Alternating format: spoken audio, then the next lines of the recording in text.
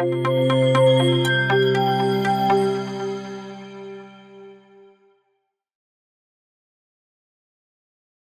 morning, thought leaders. Good morning. Really a pleasure to be back at ETS. I was here in 2022, and I'll harken back to some of the remarks I made then. But really wanted to start with, if you don't know who D&V is, we're a global assurance firm, provide consulting, advisory, and digital solutions across the energy value chain. What that means is traditional or renewable, pipes or wires, energy efficiency or demand flexibility. We're here to support our customers to make that journey and de-risk that journey. One of the things I always think about is, let's first take a moment to think about how we got here, and then we'll talk about some champions of change, people that are really leading the energy transition. But really, when we talk about an equitable energy transition, that means we're going to use this point in time to make things different than we did them before. So I've mentioned before, the way we need to do that is to be intentional, we need to be accountable, and we need to be radical in our ways of doing things differently, not just the way we've done them all before. I think the speakers before me today and yesterday, I think all hit on some of those different points as well.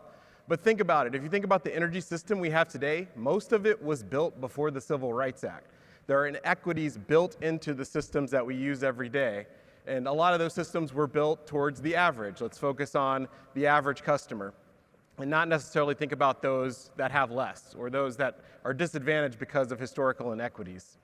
Now we fast forward to the energy transition itself. We think about this massive undertaking, but it's not just about 1.5C or some GHG emissions. It's about people. We're trying to protect the livelihoods of future generations. That's why we're doing the energy transition. That's why everyone is heavily invested. That's why some of the utilities you heard from just in the panel earlier have very aggressive goals, because this does mean about lives and livelihood. So really thinking about, we made the energy systems that we have today to create prosperity, to create, something we can't live without. That's why we love our energy. We can't live without it. Now we have a chance to remake it so that it's sustainable and sustains the livelihoods that we hold near and dear to our families. And in order to do that, we need to also think about this fact that how do we make it equitable? How do we think about who benefits from the energy transition and how does it impact? And so one of the things I wanted to really highlight and really focus on were some key people that hit on these key points, but at the same time also mention a few other things along the way. So one of the things I think about in terms of, we think about that first pillar of we need to be very, very intentional and thinking about, what are the outcomes going to be and how does it affect people? One person I wanted to really highlight, someone that's really sort of, I've been following him for many years now, but it's Dr. Tony Reams at the University of Michigan. He's the Tishman Professor of Energy Environmental Justice. And he started the Energy Equity Lab at the University of Michigan. Before, he did spend some time at the Department of Energy as well, but really the focus is on things like energy poverty and energy burden. So breaking it down and thinking about, I think surveys show that, the average American spends, minutes a year thinking about energy, a lot more so during extreme events. But really, there's people that think about it every day. As my extended family would say, you have to figure out a way to pay the light bill. So thinking about how essential energy is and thinking about there are people where energy burden is high, meaning the proportion of their income that goes to pay the energy bill is really high. We have to think about what are the solutions that can impact that and really support and being intentional about how we're supporting that. So it's not just about, thinking about, again, it's easy to think about what's the least cost way to do this in the long run. It's easy to think about the quote unquote average customer, but there is no average customer. There are many customers across the whole spectrum with many needs, and especially those that have high energy burden really need different solutions than the market solutions that might work for others. There are early adopters. Things become lower cost as we ramp them up, but there's always people that get none of those technologies. So there are many people that have lots of benefits and technologies and others that have hardly anything, and those are those people with the high energy burden. So thinking about ways that we can address energy poverty and energy burden is how we're going to be intentional about an equitable energy transition. That then brings me to kind of the next point, which is accountability. I think this was one where I think the last panel really hit on it really, really well. And I think public power has always done a good job because it's really fundamental to who they are. They're community-based, so they always think about community benefits. We saw that finally go to the mainstream, and we thought about it at a larger scale on every type of renewable storage. Even we heard it yesterday in terms of data centers. Thinking about the community first is critical. So when I think about accountability and who's holding us accountable, I think about Shalonda Baker. Shalonda Baker created the Office of Energy Equity in the last term for the Department of Energy, but prior to that, she really started a lot of the white papers and the teachings based on her legal background, really thinking about two sides of it. One is things like community benefits plans, and while it's not new to public power, we know from investor-owned utilities, sometimes they do it, sometimes they don't, and you can see the difference in outcomes. But people like renewables developers, people that are building out the transmission and distribution systems, people that are building data centers, this is somewhat new to them. So being really, in order to be accountable, in order to be intentional about an equitable energy transition, we have to think about these things up front so that there's a high level of community engagement early and often. We heard that as well yesterday. And so thinking about that, the other element of it really is thinking about, okay, keep asking ourselves, who benefits, who benefits?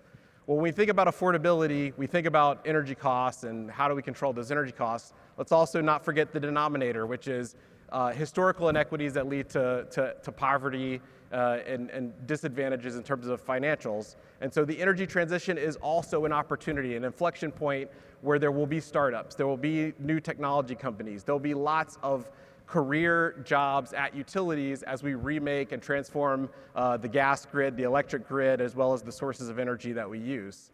So if you really think about how do we ensure there are diverse suppliers, there are diverse entrepreneurs that are being incubated that can help serve this new transformation, this new transition, it is really, really critical that we think about it from the perspective of we have to engage the communities where these projects are built. We also have to think about what are the long-term sustaining jobs and who's getting the wealth that's being created by multi-trillion-dollar investments we're going to make between now and 2050.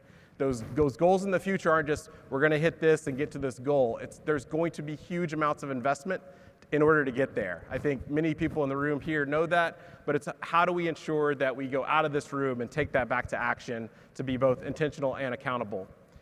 Then we come to radical. This was the hard one to really single out a single individual. So really, I kept thinking back to some things that I was reading, many years ago. But really, it was about, how do we think about, rethinking who's coming up with the solutions. So really, I want to highlight a whole set of folks in terms of who are the change makers and who's being radical in their solution making. And we might have some in the audience or coming to ETS, but really I want to think about, it's an organization called C3E, c3e.org. That is Clean Energy, Education, and Empowerment. It's a joint collaboration between Texas A&M, down the road here, MIT, Stanford, and Arizona State. What this organization does is they give awards every year to mid-career women and things like advocacy, entrepreneurship, business, and policy. So across all these dimensions, there's two tiers. There's the award winners, and then there's also the ambassadors. The ambassadors are C-suite, women in power that are really advocating for an equitable future. And if you look across the board at who these women are that have received these awards, what you'll find is they're already creating the solutions. The solutions are already there, and maybe we just need to advocate and amplify those solutions that they're already creating. So I think about folks like Emily Kirsch from Powerhouse Ventures, incubating startups that are going to have climate impact. Anna Bautista from Grid Alternatives, they really transform and give people jobs to go install rooftop solar, to go weatherize homes, and really looking at doing the work and creating jobs and sustainable futures for those, not only those individuals, but their families and then therefore their communities.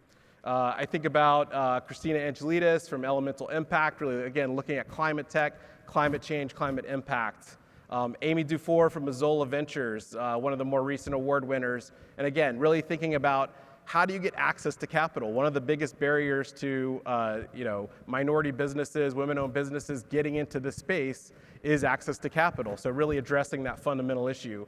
Past award winners also include, key regulators, Carla Peterman, Luam Tesfaye, and then even researchers like Jessica Granderson at LBNL. So I really couldn't zero in on just one radical change maker, but I kind of, let's face it, folks like me, folks that look like me, folks that are in the room, we got here by one point, but if we can think about how do we center women and center their solutions, maybe that's another way that we can really create this equitable energy transition.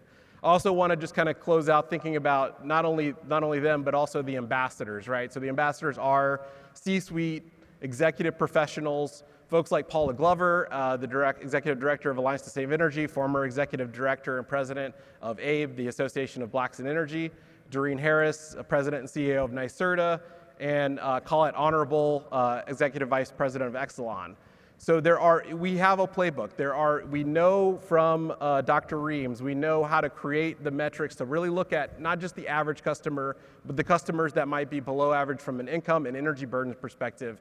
How do we address that problem, solve for that problem, which will then have cascading impacts throughout the other customer base. We also have to think about how are we going to make sure that we're holding ourselves accountable, making sure we take the page from public power and focus our things on community benefits, and also think about things like supplier diversity and who are going to get the jobs, who's going to have the economic impact. And then we want to look for radical solutions. It's not that we always need to look straight to technology. Let's also look to the women that have created some of the most impactful changes through their careers. So go to C3E, go to the awards webinars, see who's already making changes and recenter those solutions. You can bring those back and take them right into what you're working on now. So with that, I just want to thank everybody. I want to thank Jason again for having me back at ETS. Really great to be amongst thought leaders here, and I've really taken a lot from what I've heard so far. Looking forward to the rest of the event. Thanks, everybody.